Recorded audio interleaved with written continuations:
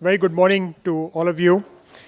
That's a fascinating introduction by Mr. Ravi, and you had also Dr. Batra giving the welcome. What I'm going to talk about, if I can have the slide presentation please, is talking about the next wave of digital transformation, paving the way for emerging businesses. What I thought I'll do is I'll talk about the waves of digital transformation, what's happening across industries, key areas of digital transformation. Both Mr. Ravi and Dr. Batra talked about existing companies, going digital. So I'm going to give some examples and talk about some of the firms that emerge out of wave one. What are the areas of innovation that are representing the waves of digital transformation? And of course, since I represent the Bharat Web3 Association, I'm going to talk a bit about Web3 and BWA. So if I were to look at it, the first wave basically was centered around, reading, writing, finding data, using information, right? And using it to your benefit. Sometimes you call it as Web 1, Web 2, etc. The second wave of digital transformation is about interoperability between tools. So, Anurag said, if you're in education, you need to go to EdTech. If you're in health, you need to go to health tech. So, and how do you take these tools, use the interoperability to improve efficiencies and hasten the decision-making process, right? And some of the key things to take note in this kind of era is actually the Web 3, which is of the decentralized, and I'll be talking about it later, so I won't spend time here. That the metaverse and digital twins, how do you keep replicas of existing physical environment, and also connected workers. In all these areas, and I'll show you later, you have interesting new age businesses who are actually using this new wave of digital transformation to create new industries. So if you look at it, there are a lot of things happening because of digital transformation. The first one is that it's the whole digital transformation business is growing. It's going to be about 3.4 trillion in 2026. NASSCOM, and you have representatives here, that they have also done work relating to India. But it's interesting, the CAGR is 16.3%. The second is, I think, neither the CEO or the CTO accelerated digital transformation, but COVID pandemic really took it on an exponential curve.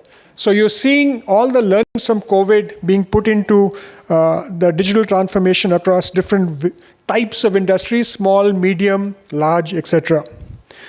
And of course, if you look at, there's increasing revenue. So a study of about 1,300 firms from MIT Center actually showed that 22% of the companies have undergone significant business digital transformation, and these companies had higher growth and also higher net margins.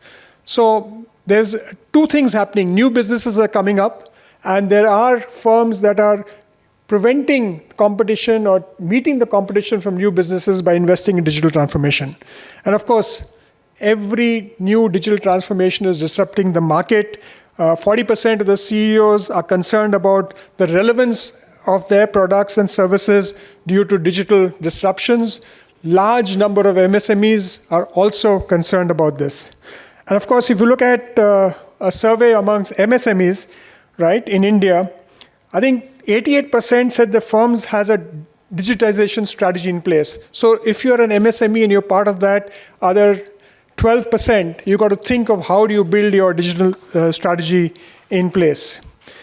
Now, I think there are 4 areas that we need to look at, okay? And 4 areas where new incumbents are challenging you. First, some are using technology to modify processes, the processes become more efficient, include different aspects of, using digital, whether it's artificial intelligence, information technology, machine learning, and they're looking at existing processes. How do you introduce digital and how do you make them more efficient, and really looking at areas for improvement. The second is business model, and Mr. Ravi talked about it. They're using disruptive business models to build shared economies, to build different aspects of this And, for example, you used to go and rent videos. Netflix actually gave you the facility online. Okay, or, Apple has reinvented music delivery. This is some examples of business model transformation. Then there's domain transformation. And the example, just to say something which is familiar to you, the Indian examples as well.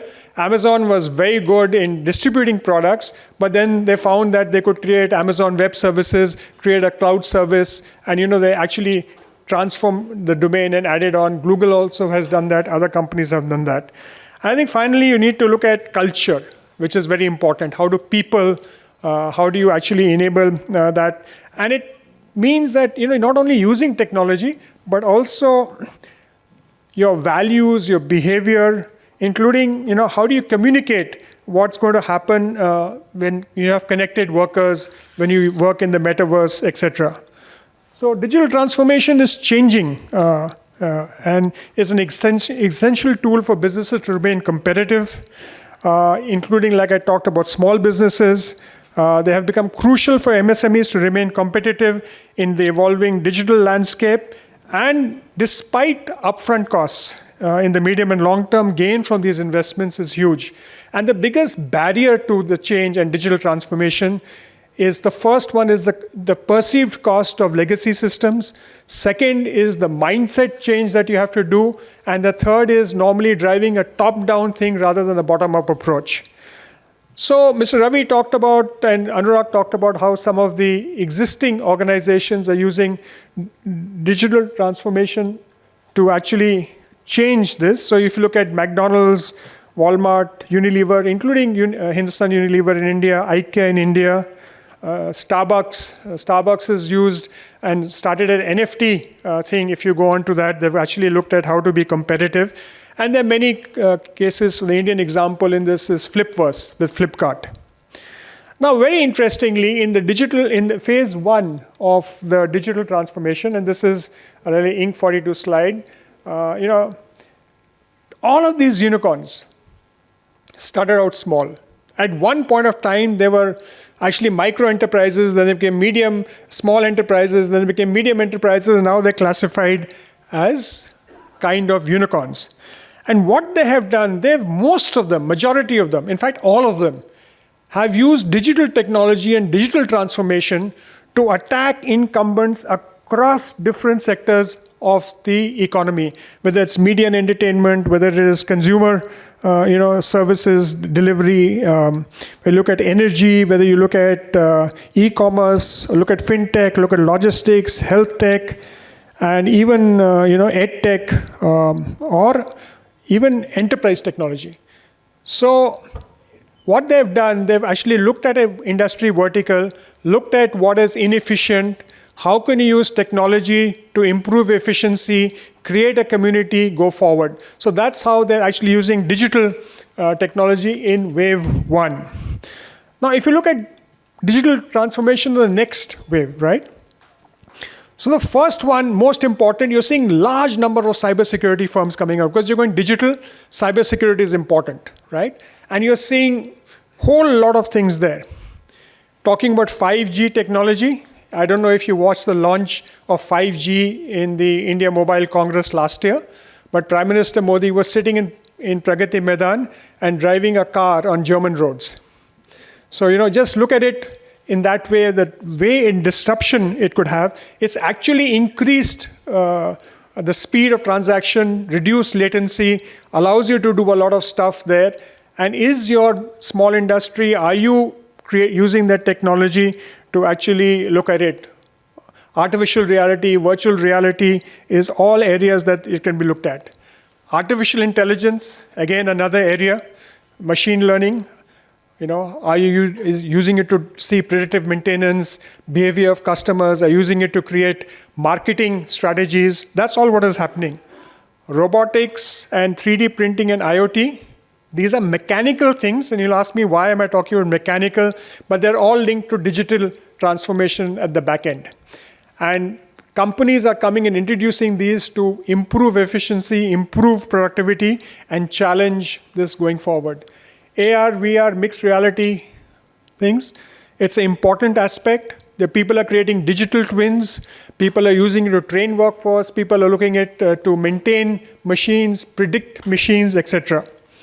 Now, all these are abstract terms. So I thought I'll just spend a few minutes talking about Indian startups in these spaces. So if I look at AI, and I'm sorry, I know there are two logos on the backdrop which I have not talked about, but apologies to them. And I just randomly picked up thing. So if you look at an AI startup, and you have more data on the NASSCOM website, the NASSCOM reports there.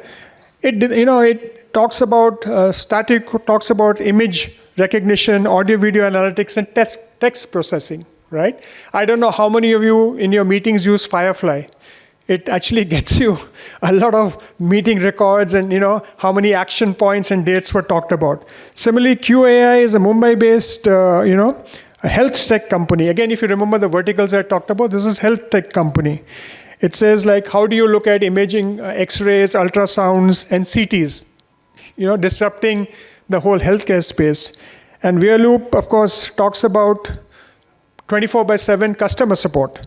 An IoT startup example is Stellapps, TerraBlue, XT, which are using simulation models to manufacture, manufacturing professional grade simulators or doing other aspects here. Similarly, if I look at the other spaces, just to give you robotic startups here, or let's say Systematics, it provides core technologies for robotic arm used in surgery, used in manufacturing, used in hazarded areas, including nuclear, including in space. You look at Ati Motors, which is looking at ML, integrating AI and ML with power electronics and control systems. You have Roboro Systems. It's actually checking for packaging and other things. So it's a variety. I'm giving you just a snapshot of these things. And of course, virtual reality is very interesting. You have Ajna Lens, which is talking about the metaverse, about training VR, creating a library of products.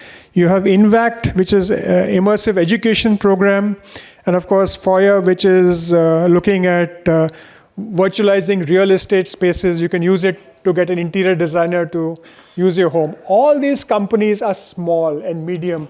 And soon you might find them in the unicorn list if the unicorn list is done next year.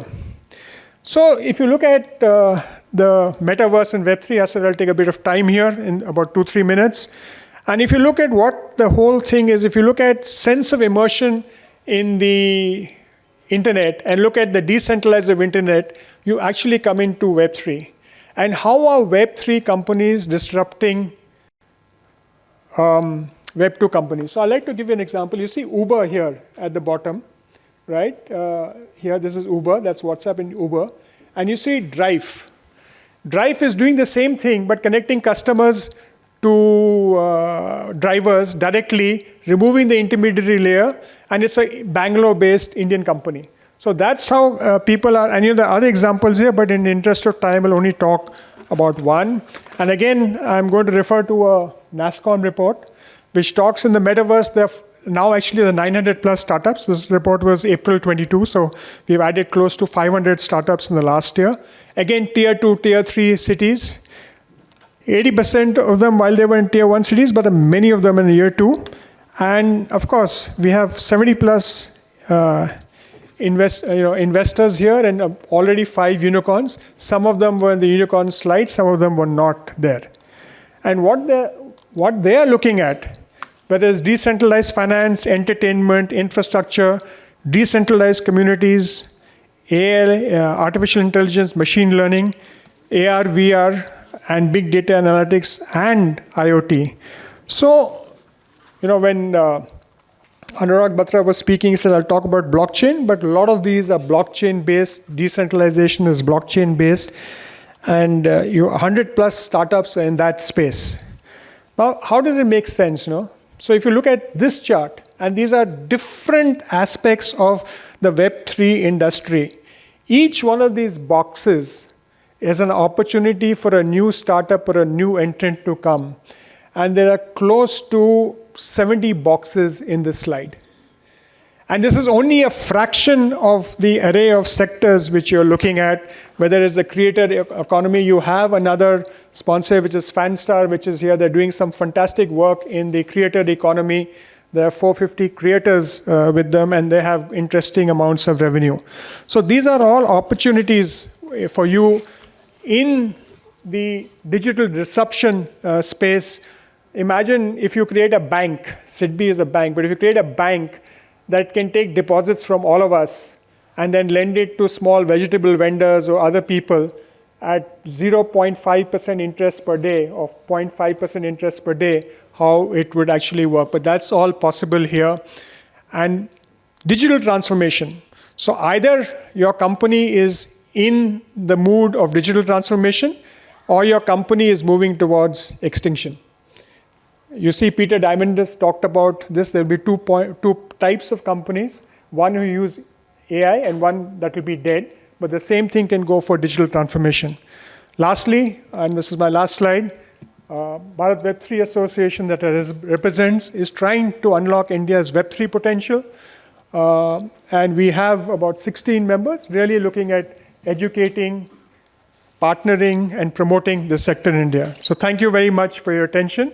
Thank you.